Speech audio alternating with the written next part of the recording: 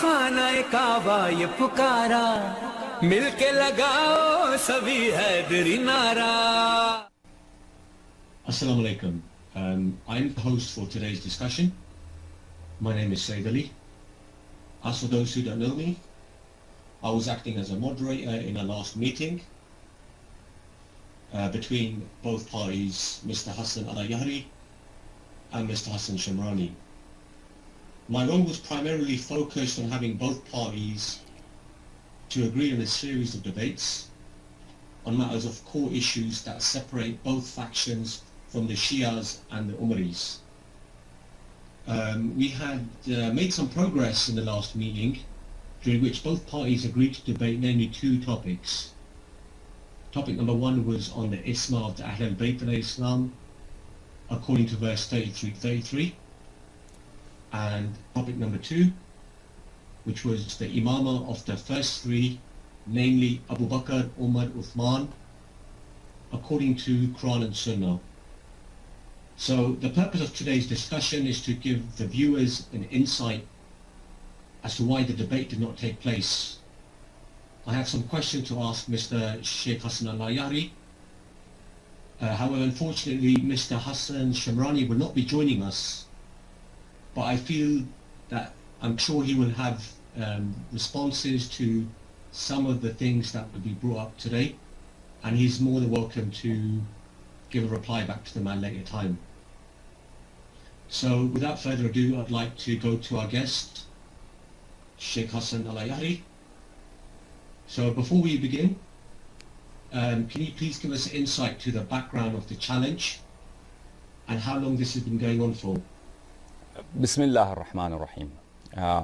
As you're well aware, because you were involved since the beginning of this matter, and before I proceed, it's worth notifying the viewers that despite our numerous efforts, Hassan Shimrani has declined to debate after agreeing in the last meeting we had that we will have another meeting about the rules of the debate, and then the debates would occur. He has declined to engage in any debate, and he has informed us in no uncertain terms that he will not be debating us. And he might have his explanations and reasons for that purpose, and which I do not consider valid. With respect to your question, that what was the background? For a number of years, I have been engaged and defending Shia beliefs against the onslaught that we are seeing and observing in the Muslim world. After the Iranian Revolution, it was a matter of national security for many nations in the Middle East to oppose Shiism and to counter Shiism and portray Shias as murtad, kafir, and attack Shia belief systems. And these groups, and they founded many institutions and in the recent years many TV channels for this purpose, which are very well funded. On the Shia side, the answer has been very mute, and the Shia ulama have not really stood up to the challenge to defend a Shia madhab and Shia aqaid and Shia belief system the way they should have and could have easily. And and this is another matter which is what we can discuss another time. What would be a good approach? Because on the one hand, we see sectarian violence in the Middle East and around the world, for that matter, against Shia, and on the hand-to-hand to the sectarian violence, we see the ideological onslaught and rejection and refutation of Shia aqaid and Shia beliefs, from Shia belief in Allah, Shia belief in the prophets, Shia belief in the Nabi sallallahu alayhi wa sallam, and mainly Imamah and Shia ahadith. So what should be a correct stance that our ulama should hold? One would be the approach taken by the majority of Shia ulama, centered in Iran, and recently Najaf has been, in the last few years, has been liberated after the US invasion of Iraq. So the one approach would be that. And another approach, alternative approach, would be mine. But we can discuss that in a later time. However, with respect to the recent challenge, I was approached by a Shia activist in the UK back in sometime in the fall of last year, that it's I need to come to defense of Shiism because the Shia ulama are not stepping up to defend the madhab. And I contacted several Omari scholars of the UK who were very vocal against Shiism and requested debates with them. I even called their live shows, their TV channels. Sometimes they wouldn't let me talk and they would cut me off. They would not even let me finish one sentence. And one time they said, okay, you come to the UK and then we'll debate you. So at that time I said, fine, I will come to the UK because that's your only condition. Although all the time these TV channels, they do engage in debates via phone and via video stream. However, when I called them, they said, no, we'll debate you, but first you have to come. I contacted them several times, wrote them emails. I relayed the message through video messages that I'm willing to come. Please, now let's open a dialogue, set up a schedule, and then I will come. At least I should know where I'm coming and how long I'm going to stay and what subjects we are going to debate. So I bring the relevant books with me. You don't expect me just to come to UK without knowing anything, having a schedule for debates. However, they never replied. So I contacted them repeatedly. They never replied. They wouldn't answer my phone calls. They wouldn't answer my emails. And it was very clear to me. It was the stance of the Omari ulama. Because they are very well connected. These centers that work against Shiism, against Shias, they have a central nervous system where they are funded from. It's located somewhere in the Middle East, perhaps in Saudi Arabia. And they always, whether they're Arabic channels, whether they're Urdu channels, and whether they are Farsi channels or English channels, and different speakers who engage in speeches and tabligh and preaching against Shia, they also are connected to these centers.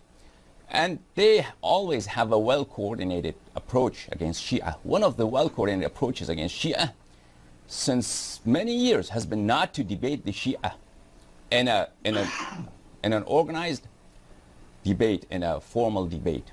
Never engage in that. And because they know what the outcome will be. So many years ago you would see many rooms in Pal Talk and debates, efforts for debates, and some of these debates would occur, like the debate that happened between Sheikh Uthman al-Khamis and Sheikh Isam al-Imad, the Shia convert from Yemen, who was Salafi before and then he became Shia. But for many years debates have ceased to take place. Debates do not occur in formal fashion. In formal fashion, for instance, when I had my TV shows in Arabic and Farsi, I would get a lot of calls from the scholars. They would not be formal debates in terms that they would introduce themselves, that I'm a scholar so-and-so, and I would like to debate you under these terms. They would be mostly hit and run. They would pose 1 or 2, 3 questions, and then when it became hard for them to answer, it was their turn to answer, they would cut the line or hang up the phone or change the subject, use these tactics. So except a few times that I had formal debates with these ulama, all my other debates were informal in the manner I explained. So for a number of years we see this stance from the Omari side that do not engage with Shia in formal debates. And they explain this to their own youth is because the Shia raise shubha. They raise doubts that are not good for our audience. And the real reason for this is that they cannot answer questions. It's, alhamdulillah, we follow a madhab, the path of Ahlul Bayt alayhim as-salatu was-salam, which is so illustrious, so luminous, so bright with the nur of Allah, with the light of Ahlul Bayt alayhim as-salatu was-salam, if correctly followed. and presented the way of Ahlul Bayt alayhim salam, presented the way Ahlul Bayt alayhim salatu wasalam presented, not without adding our own blasphemies, our own ideas that are external to the message of Ahlul Bayt alayhim salam, but presented the way Ahlul Bayt alayhim salatu wasalam had.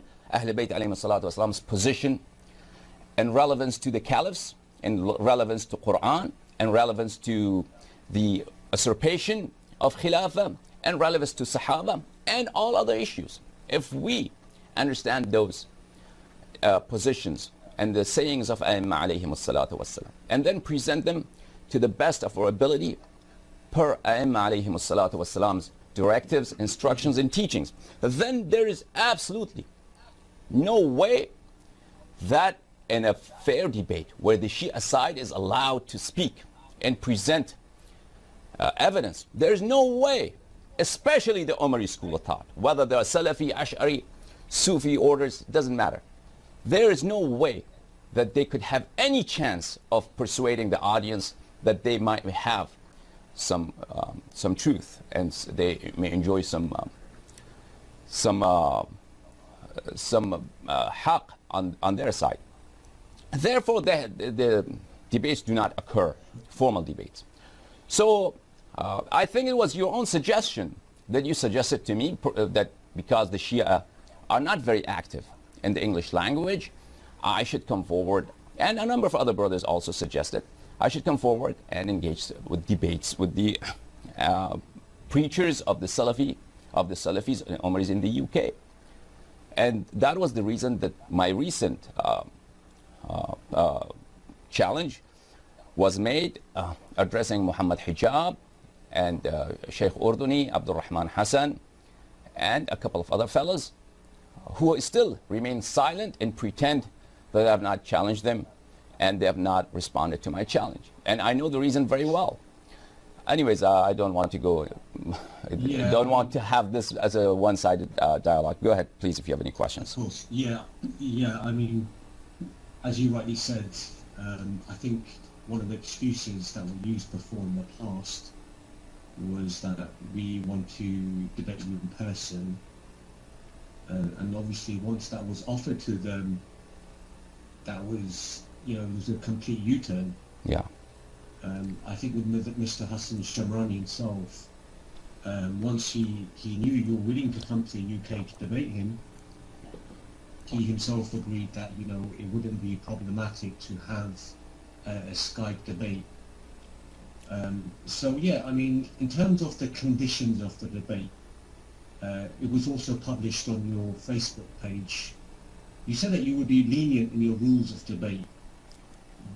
What did you mean by this? Because you are in the UK and you engage with them, tell me about what has been the response to my challenge that I articulated so clearly that I would accept the debates, and I'll answer your question in a moment before we move forward. What does hijab say now? Yeah. Because sometimes you're in contact with them and you know more about them than I do. What does hijab say? Yeah, and the rest of the group, we know Shimrani accepted, came forward, and then he's now out again. But the rest of the group, what's their stance? What do they say? Well, I know people who personally made contact with them. Mm-hmm. Most activity was on social media. Mm-hmm. I've actually got screenshots to their conversations. Mm-hmm. Both Muhammad Hijab and I believe even Adnan Rashid accepted the challenge on the grounds that you give them a face-to-face debate. Obviously, once you offer that to them, yeah, there was complete silence. Mm-hmm. It seems to me as if they pushed Mr. Hassan Shimrani forward, mm-hmm. Because he was probably the more experienced one from them in terms of Shia Sunni polemical issues. Okay. So they've taken a step back, they've pushed him forward, but unfortunately it seems as if he didn't follow up to that challenge. He had his reasons, which I will obviously bring up today, and I'd like your responses on them as well. It was my impression that Hijab and Adnan Rashid are more senior when countering Shia than Shimrani, but you are saying that's not the case. No, that's not the case. Actually, Mr. Hassan Shimrani himself He's been very active over the last few years with some anti-Shia websites. Whether or not he actually runs them or he's behind the articles, that's a whole separate issue. But without doubt, I think this guy, he's far more experienced than Adnan Rashid and Muhammad Rajab. Yeah. It's just unfortunate that. Yeah, let me explain one thing, that I addressed my challenge to Muhammad Hijab and I named these people one by one, Hassan Shimrani and Adnan Rashid. But it doesn't mean that actually I would not engage in debates with other scholars of the opponent faction. In the English-speaking world, I do not know too many Salafi or non-Salafi scholars who preach against Shia or who are willing to debate Shias on the matters of imamat or matters of dispute between us and them. If this message gets to any one of them and they are willing to debate, then I would be very happy and much obliged to debate with them. If the opponent person is a scholar and has some level of knowledge to defend his madhab and is able to present some arguments against us. Sometimes I get challenges or answers to my challenge from people who are common people, street people, who are not learned in the sciences of religion, and they say, okay, I will debate you. But of course I cannot take such invitations to debate seriously, or they accepting my invitation, my challenge seriously, because they do not represent anything. So, talking with them would be a waste of time for myself and for my audience. I will be much obliged once more if any person of the Umari faith wants to have some reservations about the Shia, if he has some level of knowledge, if he is an author, he is a speaker at a mosque, if he is a presenter at one of the TV shows, if he's a researcher who has published works, I'd be very much obliged to speak with him, debate with him, on either as a debate or as a discussion, not under the terms of debate, on subjects of dispute between our madhab and them. Now, you asked me a question about the debates. I forgot exactly what it was. Could you repeat it, please? It was the conditions. Oh, the conditions. If we are going to have a formal debate, there are certain things that are necessary that I cannot compromise on. And there are certain things that would be good if we had them accepted by both sides. However, if the opponent side is not going to agree, then I would be willing to be lenient on those. One central thing is the topic of the debate. If we are going to have a series of debates, the opponent side agrees, then the sequence, there has to be a rational sequence to those debates, because some issues precede others. For instance, if I was going to talk to an atheist who does not believe in the existence of Allah, and he wants me to discuss with me whether Rasulullah sallallahu alaihi wasallam was truly inspired and sent by Allah subhanahu wa ta'ala, that's a useless debate with him, because he doesn't believe in God in the first place. So for us Muslims, existence of Allah, His sifat, His attributes, and then that He sends messengers to guide us, that is the root, that is the foundation. And an offshoot of that foundation is that the Nabi sallallahu alayhi wa sallam is sent and inspired by Allah subhanahu wa ta'ala. Likewise, if we are going to have a series of debates, certain things have to be discussed first. But if I can be lenient on this, if the opponent side won't agree to that. However, what's important is if we establish a topic, then that topic has to be adhered to by both parties. The matters of a difference between us and the Umari side are so many, and it would be very easy to waste time in order to avoid a defeat in a debate just by changing the subject.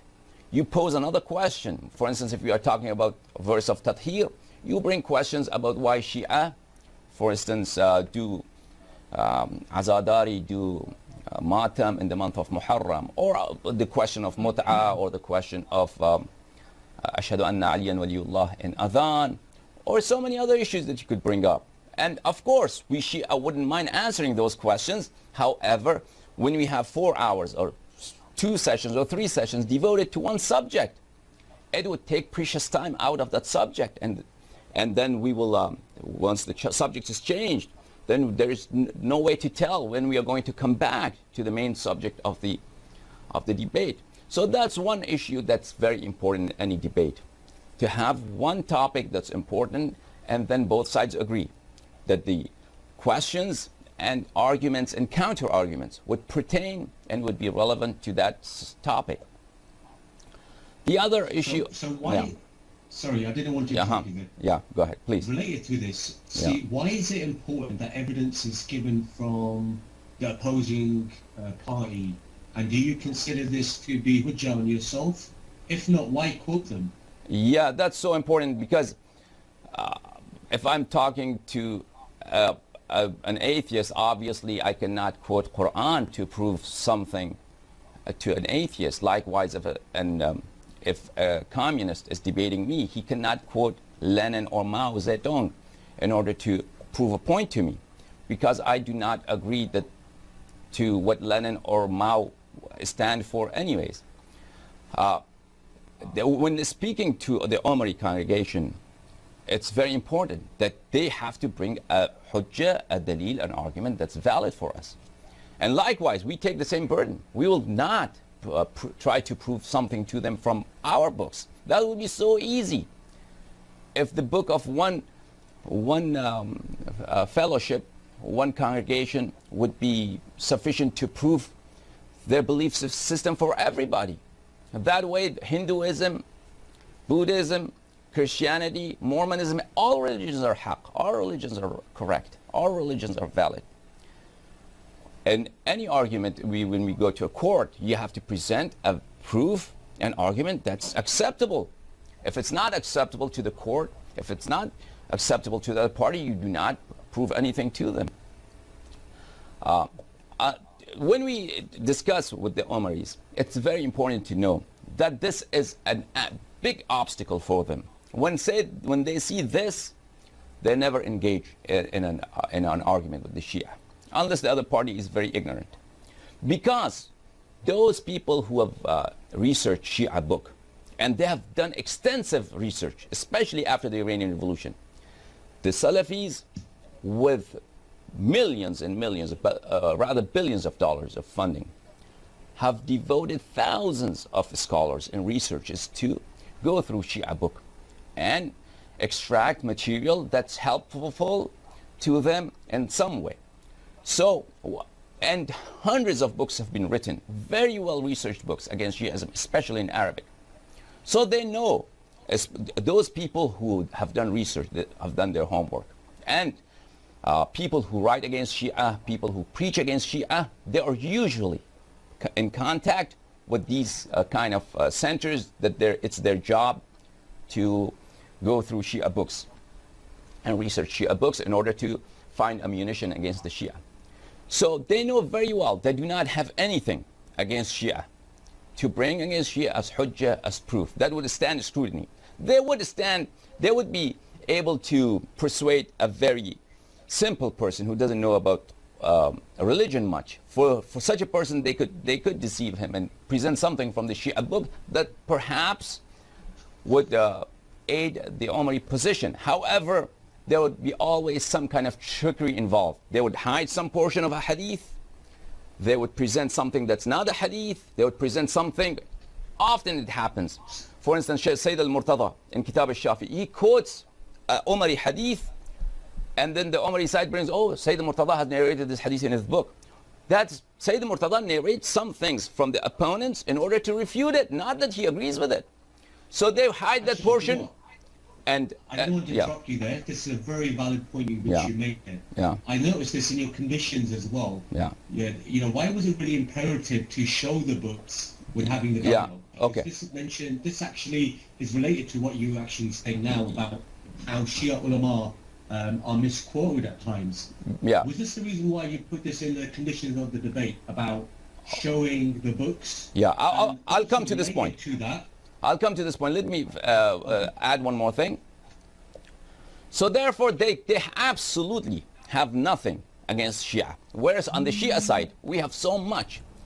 We have so many proofs. Almost anything that we believe in, we could prove it from the Omari books. because of so much contradiction in their books, because the truth cannot be hidden. That's the real reason. Because of the light of Ahlul Bayt alayhim as-salatu was-salam, and the nur of Allah subhanahu wa ta'ala cannot be hidden with the efforts of Umari scholars throughout ages to hide the truth. So we can easily defeat the Umari narration from their own books, and they cannot do the same.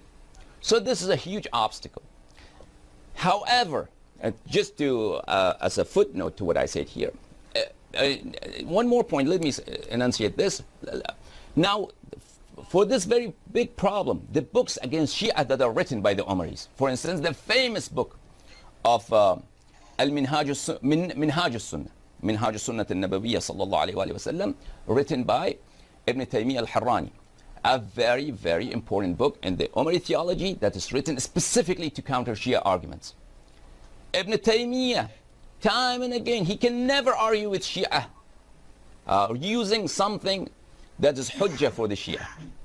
He never produces a hadith. He never produces a proof, an argument that would be from Shia book. He always, in order to prove something about Abu Bakr, about Omar, or about any other issue, he quotes his own books. And of course, he knows very well that his books are not hujjah for us. He knows that. But he doesn't have a choice. He has to do that. Or many a time he lies about Shia. That would be another topic. And likewise other books that have been written. So they don't have any ammunition from our books against us. With respect to, do they have the right? If someone say, okay, we use these ahadith against you because you have censored your books or whatever excuse they may come up with, I would be willing even to compromise on this condition, that they can use their books as hujjah against us, provided that first we discuss their books. First discuss their books, because one important thing, what happened in the history of narration of hadith during the first century, during the lives of the caliphs, and then during the lives of Bani Umayyah, and second century, the first decade was 2 decades was half and half with the rule of Bani Umayyah and Bani Abbas, and then the rule of Bani Abbas, and then third century rule of Bani Abbas. What happened to the hadith? Who were these narrators? Who were these authors? And like Bukhari and Muslim, they were narrated from their shuyukh narrates from their shuyukh. What happened during the lifetime of the caliphs to hadith? What happened afterwards during the lifetime of Muawiyah, and then the Bani Marwan, the caliphs from Bani Umayyah branch of Bani Marwan, and then Bani Abbas? So they would, if we study that, then we would know very much and very well that Sunni hadith, Umari hadith, is not reliable in any way, and it would be proven that their major shuyukh, they were Nasibi, and the important factor in narration of hadith that they had to oblige with was to make up things about Abu Bakr and Umar and Muawiyah and hide the truth, and on the other hand hide the light of Ahlul Bayt alayhim as-salatu was-salam. There was a period in the history of the Umari hadith of burning books. That major shuyukh of Bukhari, the narrators that Bukhari never saw, but he narrates on their authority, they used to burn books of their own teachers. Why? And they give the reasons, because these books contained hadith about Sahaba. Now they do not tell us exactly what were in these books about Sahaba that they had to burn.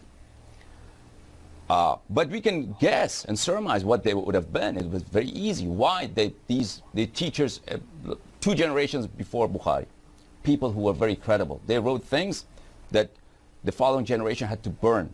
What were they? They were not, because the authors, they were not bad people. So there were things about Sahaba that they had to hide. And then the influence of Bani Umayyah. And most of these scholars, if not all of them, they were given stipends. They were given monthly salary from the treasury of Bani Umayyah.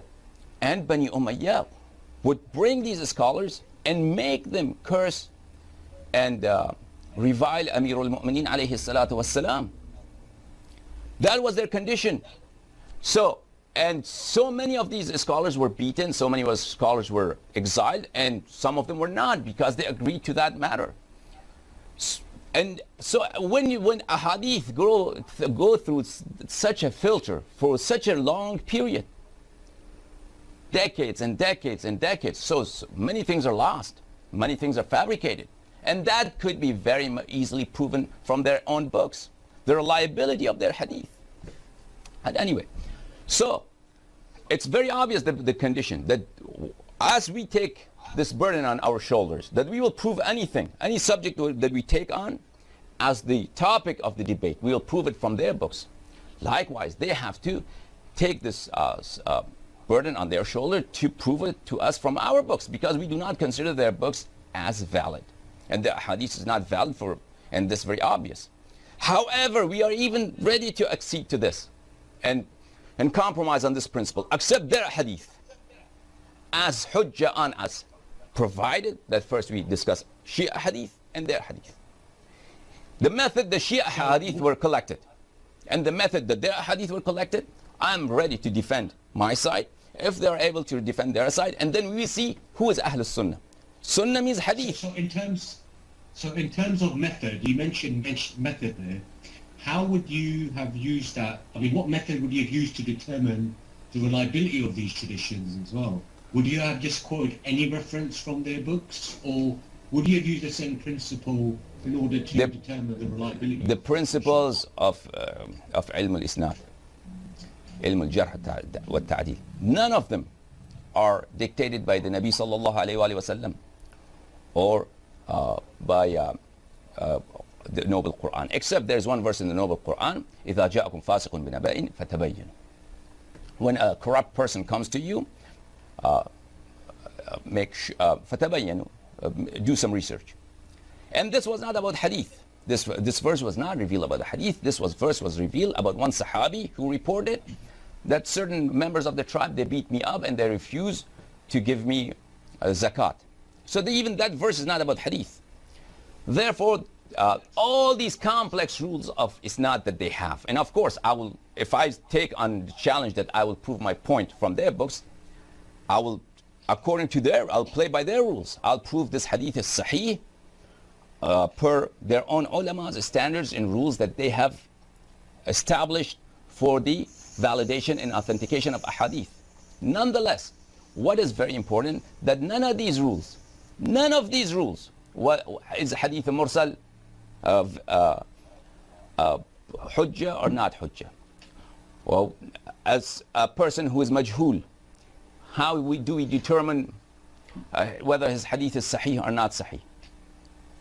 A person who has been accused of tadlis, on what conditions we will accept his hadith as sahih? None of these rules, very complex rules, very contradictory rules.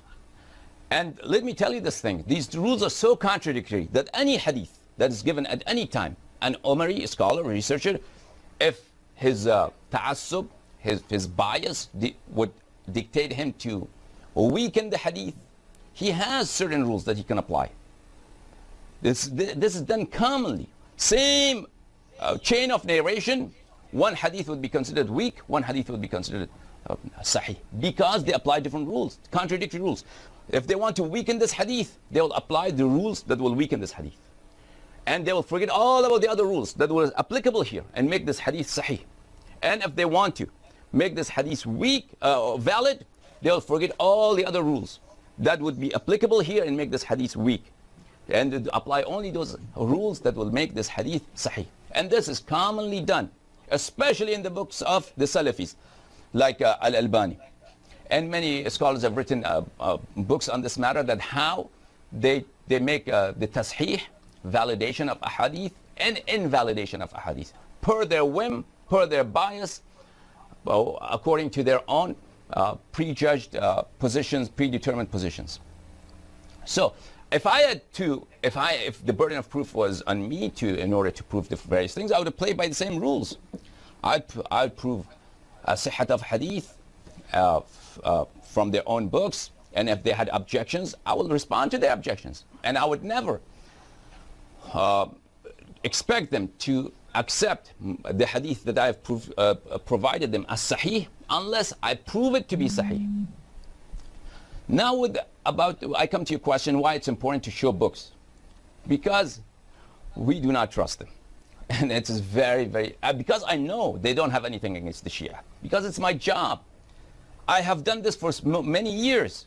And I know that they do not have anything against the Shia, neither from Quran nor from Shia hadith. So that is why it's important. When they claim something is in our books, they have to show us that in their debate. We have a kind of debates that occur in the universities. And political forums on social issues or even religious issues. And those debates, any person who has good presentation, who has good sound bites, who has good punchlines, who can present his message in a concise way, that perhaps influences the audience, he would be considered the winner of the debate. But it doesn't establish the truth. That kind of thing you cannot have in a courtroom. And if you really want to establish and prove something, then it might be a little boring. It may not be the same kind of sessions that we would have in a university debate or political forums. Didn't you have to actually show the saying and interpret it the right way and listen to the opponent side's objection?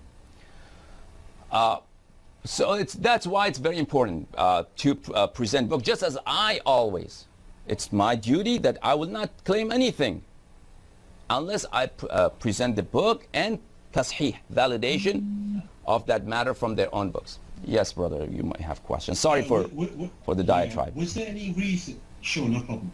Was there any reason why you required so many sessions on surah on the verse of the Tahir, and obviously the follow-up sessions to that?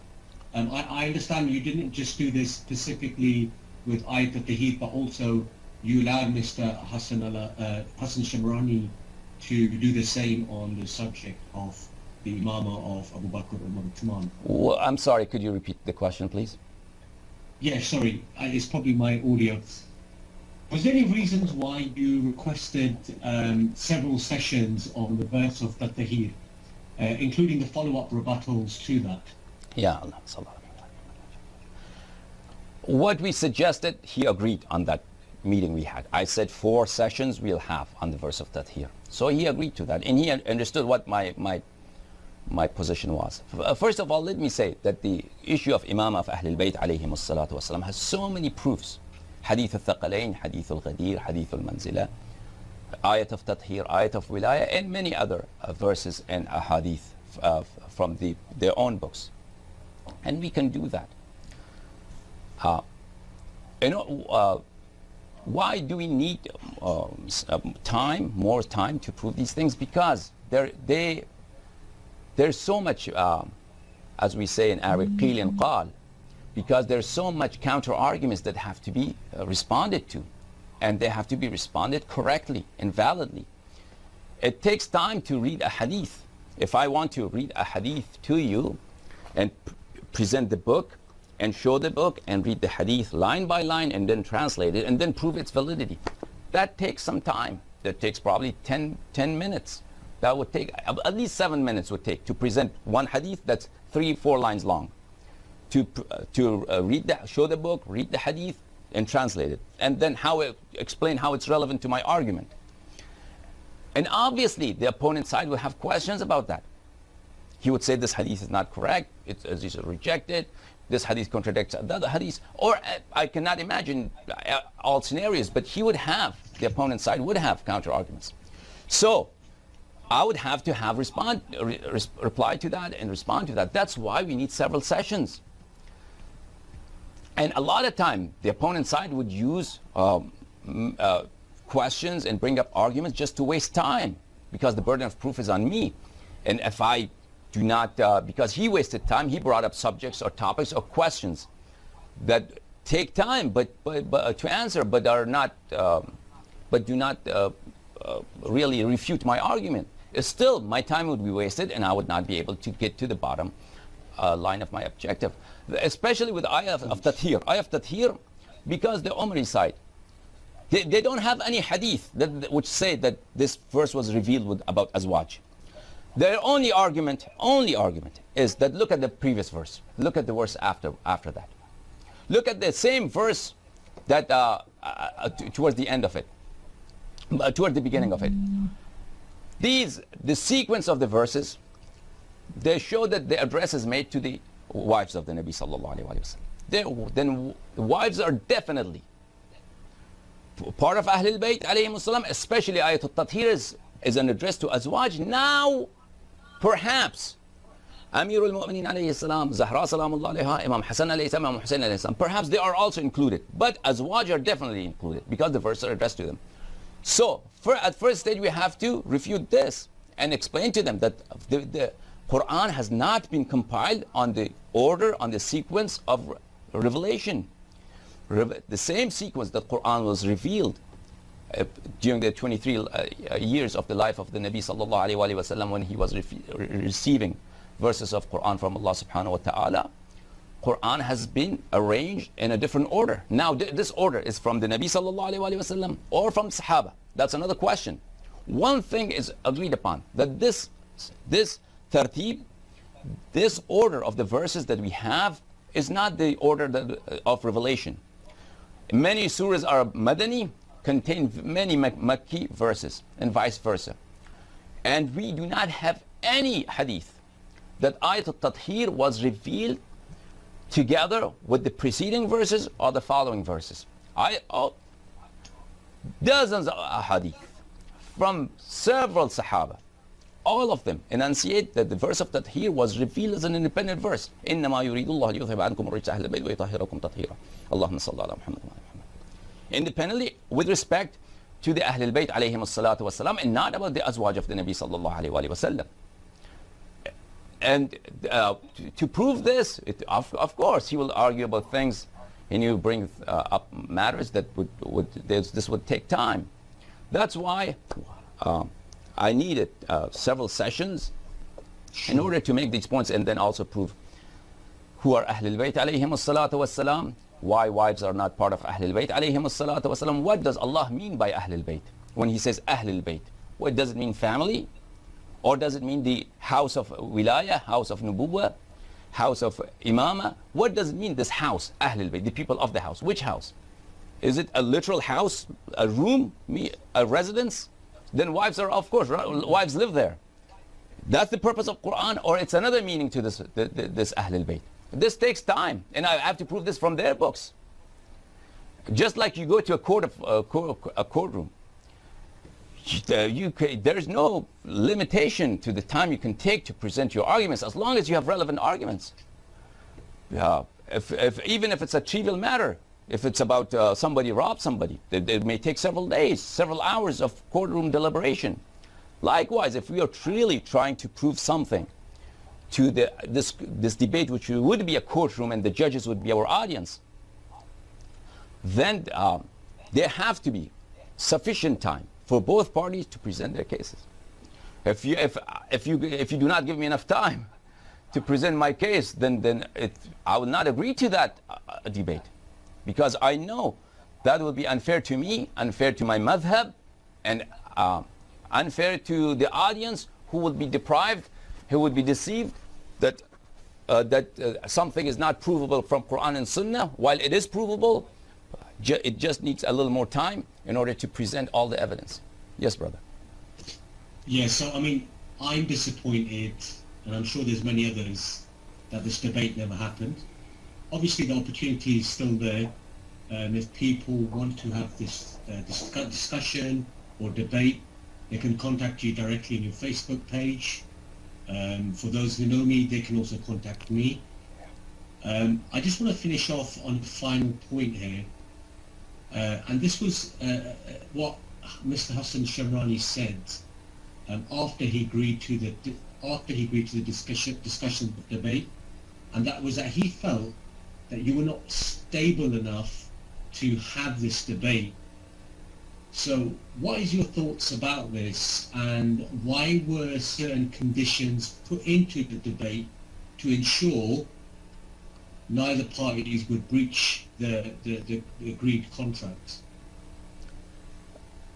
You know very well he agreed here in the last session. he agreed here in the last session that we'll have these debates, and then after that, after the immediate session, we'll have another discussion to discuss the rules of debates. And even before those, we would schedule any. Actually, he gave a time later on that you relayed a message to me that next Monday he would meet us, another Skype meeting to discuss the rules. And we presented our proposal for rules, which was just a proposal. And we did our best to be fair to both parties. And it was just a proposal subject to his modification, subject to his approval.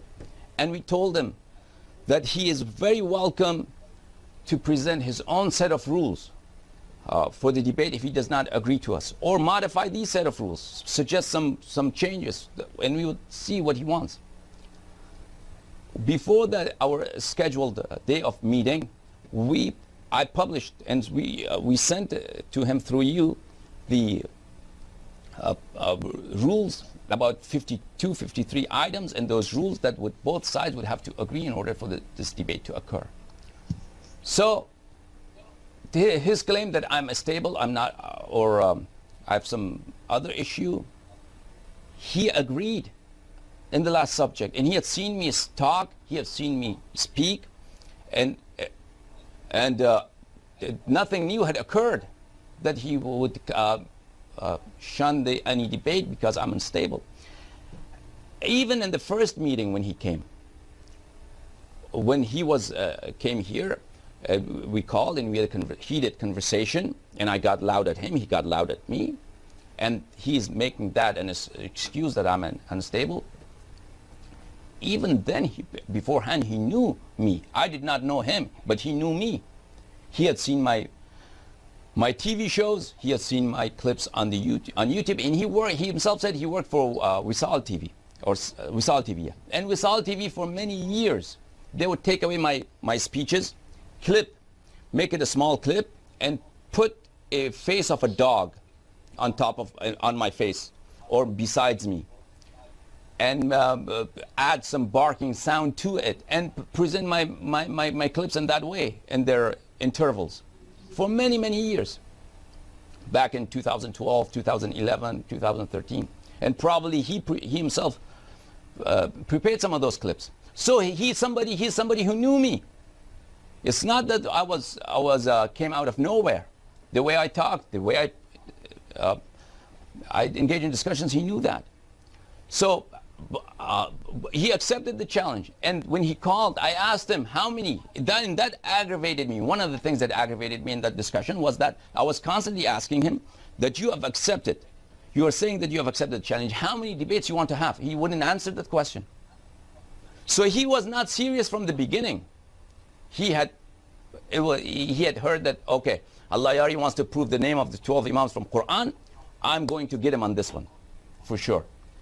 So he came here and called for that, and then when I asked him for, if you accept debates, how many debates you want to have, he wouldn't answer that, and he would constantly interrupt me. So this matter that I'm unstable, this is just an excuse not to engage in debates, and the real reason is obvious. The real reason, the Omari audience, simple people, may not know. It may not be clear to them. But people who engage in research against Shiism, like Hassan Shimrani, like Adnan Rashid, and especially their teachers, the more senior scholars who live in Saudi Arabia, who live in Qatar, who live in UAE, who write books against Shia, and these guys, they translate their works into English, those people know very well that they cannot engage in a debate with Shia, because Shia has so much ammunition against them, and they do not have anything against Shia. The real reason is that. Any other thing is just made up story. Okay, thank you very much for your time today. I'm not going to ask you any more questions. If there's anything else, I will let you know. Let me add something. Sure, go ahead. About the question of getting loud in the first debate, in the first discussion. First of all, there was no mutual agreement. There were no rules for it. There was just a call that I made to him, because he said he had accepted my challenge. So there was no question that of any rules for this discussion. that I would not interrupt him or he would not interrupt me, or we would, or which kind of a discussion we would have. There were no set rules for that. So there is no breach or violation that he could claim on my side. Second, I was right to be aggravated at him for a number of reasons. One, he insulted Aimma alayhim salatu wasalam. He said something that was an insult to the Aimma alayhim salatu wasalam, and I have a right to be aggravated for that reason. Second, he was interrupting me. He claims that he was as a symbol of civility and politeness, while the truth is, just as I was loud at him, he was also loud at me, and he was interrupting me time and again. Third, which was aggravating to me, was he would not answer the question. He says that I've agreed to debate you, to accept your challenge. What is my challenge? My challenge is to have a series of debates. I ask him in simple English, how many debates you would like to have?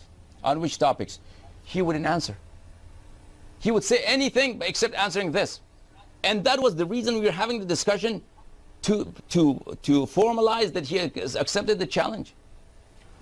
So those were the reasons that I had aggravated me, and I raised my voice at him. Let me present to you something from their books, brother, if you don't mind. Sure, I'll make this the last point, and then inshallah we'll conclude for today. Okay. This is Muslim, as you may see on your screen. Sahih Muslim is translated into English by Nasirul Din al-Khattab. And this is volume number 6 of this book. Let me go to page 460 to a certain passage here that he accuses me of not being civil and polite and therefore not worthy of discussion. Well, if I was not worthy of discussion, then you should not have agreed. This is page 460, and the book, the name of the book, this section of Muslim is Kitabul Birri wa Silati wal Adab. The book of Bir, kindness, Sila is also kindness to relatives, and Adab, politeness. Okay. And this book of politeness, etiquette, look at this bab, this chapter. Chapter number 25, whomever is cursed, reviled, or prayed against by the Prophet ﷺ, when he does not deserve that, it will be purification, reward, and mercy for him. What does this bab mean? What does this chapter mean? It's obvious that the Nabi ﷺ has engaged in this behavior. He has cursed, he has reviled, and he has prayed against people who did not deserve that. And look at the first hadith in this chapter. Aisha said, 2 men entered upon the Messenger of Allah ﷺ and spoke to him about something. I do not know what it was.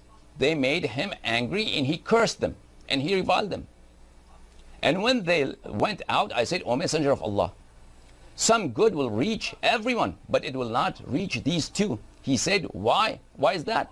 I said, because you cursed them and you reviled them. He said, do you know not what condition I made with my Lord? I said, O Allah, I am only human. So any Muslim whom I curse or revile, make it a purification and reward for him. This is one hadith. And in the same book, and another place, first volume, just look at this section, please.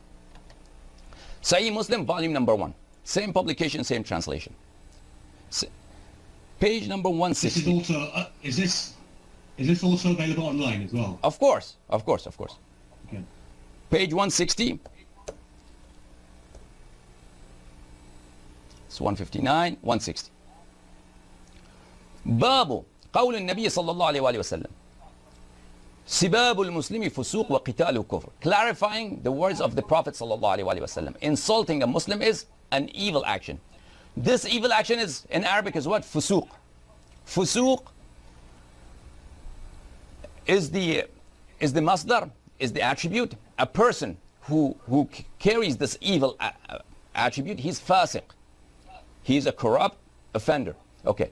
Insulting a Muslim is an evil action, and fighting him is disbelief, kufr. It was narrated that Abdullah ibn Mas'ud said that the Messenger of Allah sallallahu alaihi wasallam said, insulting a Muslim is an action, is an evil action. So, fusuq. Can you, Brother Ali, can you put 2 and 2 together for me? And from these 2 chapters? Well, what can I say? I mean... The first chapter says the Nabi sallallahu alaihi wasallam cursed people who do not deserve.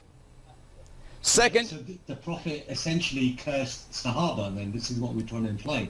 Not only that. The Nabi sallallahu alaihi wasallam cursed Sahaba. Sahaba's level is higher than Muslims, obviously. But even cursing any Muslim, even who is not a Sahaba, is fusuq. If you do it, you would be fasiq. So therefore, the Nabi sallallahu alaihi wasallam is what? Ma'soom or fasiq according to Muslim? Unfortunately, I don't even want to utter these words. Okay. These are words of blasphemy. Yeah. So this is obvious. Oh. Now, I did not curse him. Once I said, you're a fool. And I'm not ashamed of that. Quran says, follow the Nabi sallallahu alaihi wasallam. If this is the sunnah of the Nabi sallallahu alaihi wasallam, then how can he complain that I was loud at him and I was uncivil? If that's the Nabi sallallahu alaihi wasallam, that he cursed Muslims, why he himself knew and he himself told people that cursing other Muslims is fusuq. How can anyone complain against me that I was loud at him? Absolutely. And more importantly, this is it becomes a form of supplication, you could say, to some extent, on that individual who's wrongly cursed. Of course. So I just wanted to finish off now, and thank you very much for having me today to ask these questions. Let me read a couple of hadith. Because before you leave, let me read a couple of hadith from Shia sources. Also, I know this session of ours became lengthy, but there's no harm in reciting a hadith or 2 from Shia sources.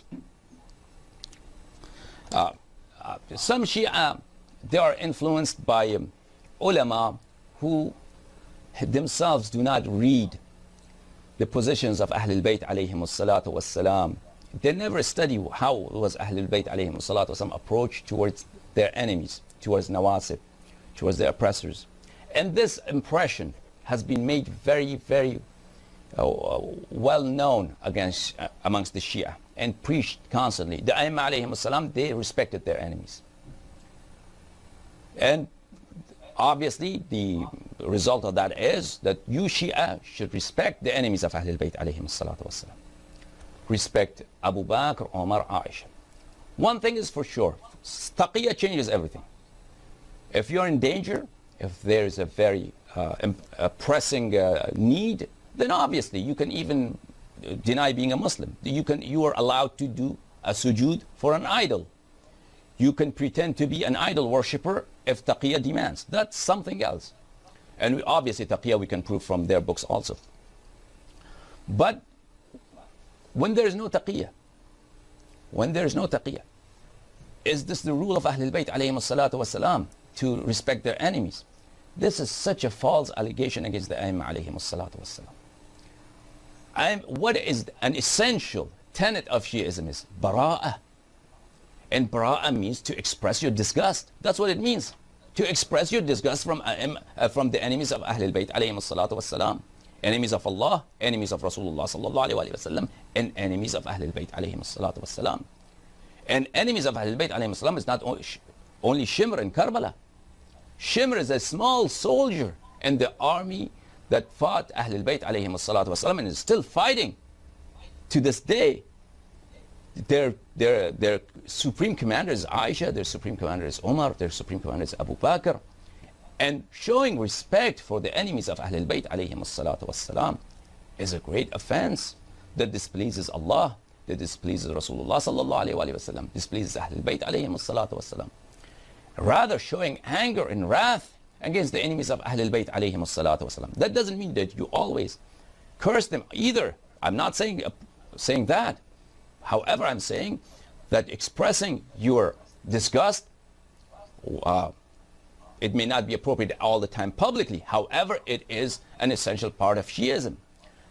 And on the issues that are matters of wrath of Allah subhanahu wa ta'ala, that makes Allah angry, that causes the wrath of the Nabi sallallahu alayhi wa sallam, that there are matters of displeasure to Ayyimah alayhi salam, Shia are not allowed to pass by silently.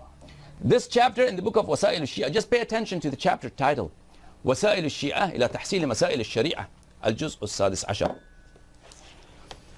This is 16th volume, page 146.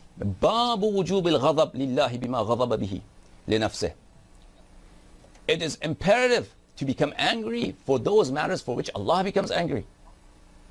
If a Nasibi bastard comes here and says that Ayyimah alayhi salatu wasalam were not really Imams and the Shias made this up, this angers Allah subhanahu wa ta'ala. A Shia is right to be angry at such a time and express his anger. Now, of course, scholars who come from Qom, scholars who come from so-called Al-Umar Mustafa University in Qom, sallallahu alayhi wa sallam, which I would like to call Umar University, they would tell you otherwise. They've never heard these ahadith in their lifetimes, nor their teachers have ever read this ahadith. Ahadith as such, that it is that you are not allowed to pass by such issues with indifference, with empathy. Rather, a matter that angers Allah subhanahu wa ta'ala. And that is when a Nasibi like Shimrani comes and says the Imams alayhi salatu wasalam were forged by the Shia. A Shia is right to be angry. I'm not going to take a lot of your time. Let me show you just this hadith from Tafsir al-Qummi. And Tafsir al-Qummi is a very, very respected hadith. Tafsir Ali ibn Ibrahim al-Qummi, he's one of the Mashayikh of Kulaini. And of course, his ahadith are considered valid by many scholars. This is the tafsir of Ali ibn Ibrahim al-Qummi. Tafsir al-Qummi, a famous tafsir, one of the most reliable tafsir, and it's a tafsir that's always based on hadith. Ayyimah alayhim salam, the holy imams from Ahlul Bayt alayhim salam, how they interpreted the different verses of the Noble Quran. And this tafsir, volume number 1.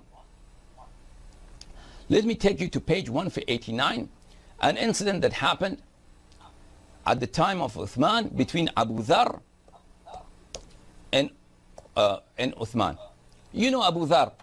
Abu Dhar was one of the cherished and very respected ashab of our Nabi sallallahu alayhi wa sallam, and a very respected and venerated companion of Amirul Mu'mineen alayhi salatu wasalam, and a very staunch defender of Imam of Ahlul Bayt alayhi salatu wasalam at very hard times. And Abu Dhar, salamullahi alayhi, in those times when everybody abandoned Ahlul Bayt alayhi salam, Abu Dhar stood by Amirul Mu'mineen alayhi salam. Salamullahi ala Abu Dhar. Such a loyal and believing Shia of Amirul Mu'mineen alayhi salatu wasalam. He went to Uthman. This is page 189 of tafsir of Ali ibn Ibrahim al-Qummi. I'm sorry, I should rather show you page 52. Please apologize. Page 52. Page 52. Okay. Page 52. There was a conversation that happened at the court of Uthman. Uthman was distributing the treasury to his relatives, to his people of tribesmen, giving them. Abu Dhar, rahimahullah, wa radiyallahu anhu, was upset at this matter. He became angry. He said, why Abu Dhar, the story is long. Why, Uthman, you're doing this? You're not allowed to do this. This has to be distributed equally amongst all Muslims. Abu Dhar, Uthman turned to his mufti, the person who was giving fatwa for him, Ka'ab al-Ahbar. Ka'ab al-Ahbar was a Jewish person. His name is Ka'ab al-Himyari. He's from Yemen. He was a Jewish scholar, a Jewish rabbi. He became Muslim at the time of Umar. Umar made him a mufti and a teacher of Sahaba. And this is one of the tragedies of Islam. In Umari books you see Sahaba who have seen the Prophet, the Nabi sallallahu alayhi wa sallam, such as Abu Huraira, such as Ibn Abbas, such as Umar, asking questions from who? From a Jewish scholar. And they have narrated these ahadith in their books, Ka'ab al-Ahbar. Because Umar was very impressed by his knowledge, because this person knew so much about the Anbiya alayhim as-salam from Torah. So Umar appointed him as a teacher in Medina, and Sahaba were learning, instead of learning from Amir al-Mu'mineen alayhi salam, أنا مدينة العلم وعلي بابها سلام الله عليه. They were learning from him. At any rate, at the time of Uthman, he was also his mufti. He was at his court. So Uthman asked Ka'b al-Ahbar. Ka'b al-Ahbar. This is also present in Umari books, Musnad Ahmad ibn Hanbal, and many other books. This incident. What do you say? What can I do with this treasury? Ka'b al-Ahbar said, you can do whatever you want. You are the Khalifa. You are Wali al-Amr. You can do whatever you want. At this, Abu Dhar was agitated. Abu Dhar did this. Look. فرفع أبو ذر عصاه فضرب بها رأس كعب ثم قال له. Abu Dhar became angry. Abu Dhar had a walking stick in his hand. Abu Dhar rahimahullah raised his walking stick فضرب بها. Then he hit with his walking stick the head of Ka'b al-Ahbar. He hit it on his head. ثم قال له يا ابن اليهودية الكافرة. Oh, son of a Jewish kafir woman. And you know, when you, at that time, and in many Muslim countries, even today, when you say Yehudi to a person, it's a curse word. It's not like the West, the United States, or England. When we say he is Jewish, it's not considered offensive. This was offensive, this was an insult, and he called him يَبْنَ الْيَهُودِيَّةَ الْكَافِرِ, son of a woman who's Jewish and who's kafir. Since when you are teaching us our religion?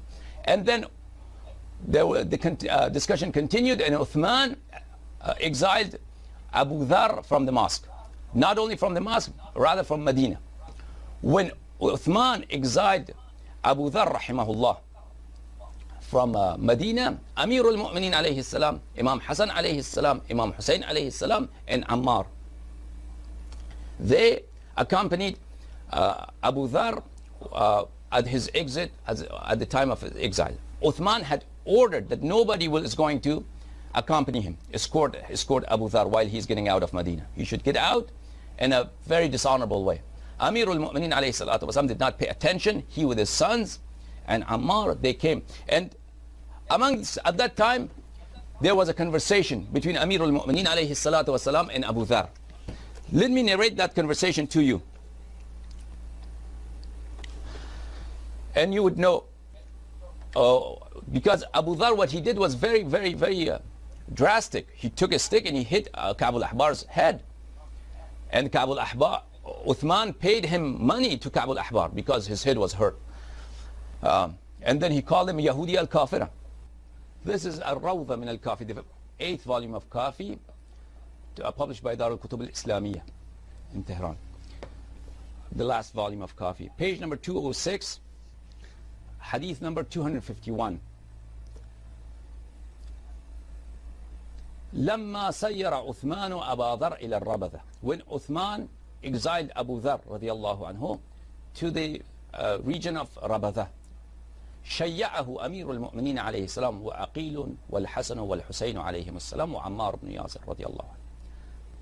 Amir al-Mu'mineen alayhi salam, his brother Aqil, elder brother Aqil, and Imam Hassan alayhi salam, and Imam Hussein alayhi salatu wassalam, and Ammar, they escorted him at that time. فَلَمَّا كَانَ عِنْدَ الْوِدَاءِ, when it was time for farewell, that they knew that Abu Dhar is going to go there and he's going to pass away there, as the Rasul sallallahu alayhi wa sallam had informed them. قال أمير المؤمنين عليه السلام. At that time, Amir al-Mu'mineen alayhi salam, at the time of farewell, said, يا أبا ذر إنك إنما غضبت لله عز وجل فرج من غضبت له. Abu Dhar, you were angry for the sake of Allah. Abu Dhar, your anger was not for your personal gain. Abu Dhar, your anger was for the cause of Allah, the Exalted. Therefore, be hopeful. Have hopes and have expectation of reward from him for whom you had been angry. And what was his anger? Abu Dhar's anger. Abu Dhar's most pronounced anger was when he took the stick and he hit the head of Ka'b al-Ahbar when he had said some foul things. Then Amir al-Mu'mineen alayhi salatu wasalam says, إن القوم خالفوك على دنياهم وخفتهم على دينك فأرحلوك عن الفناء. Uthman and his supporters, they were afraid of you. They were afraid of you, that you would jeopardize their dunya, their worldly position, their worldly gains. وَخِفْتَهُمْ عَلَى دِينِكَ. And you were afraid of Uthman's company for the sake of religion, that they will harm Islam, that they will harm religion. فَأَرْحَلُوكَ عَنِ الْفَنَاءِ. And now they're exiling you from their dunya. But you have not lost anything, because Allah is happy with you. Rasulullah sallallahu alayhi wa sallam is happy with you, and you are going to soon join them. And then Imam Hassan alayhi salam said similar words. Imam Hussein alayhi salatu wasalam, Ammar. And these words are here present here, and also this segment is present in Nahjul Balagha. Thank you so much, Brother Ali, for your patience with me. Thank you very much. Thank you. May Allah bless you. Inshallah, we'll have another session soon. Inshallah. To perhaps go into further detail. Inshallah. About some other issues, inshallah. May Allah bless you. Thank you. Thank you very much. Okay. You have a